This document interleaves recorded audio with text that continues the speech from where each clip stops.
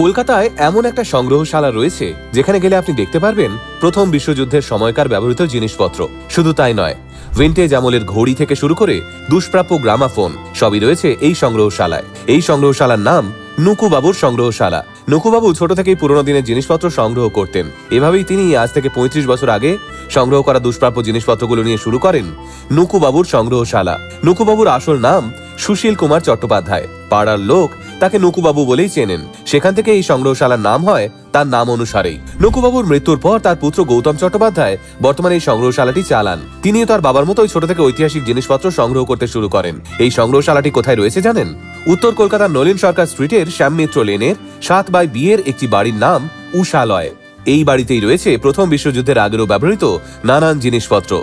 বর্তমানে নুকুবাবুর সংগ্রহশালায় ৪,০০০-এরও বেশি অ্যান্টিক জিনিসপত্র রয়েছে। টাইম ট্রাভেল করা যাদের অভ্যেস তারা একবার ঢুমেরে আসতেই পারেন উত্তর কলকাতার এই বাড়িটা থেকে।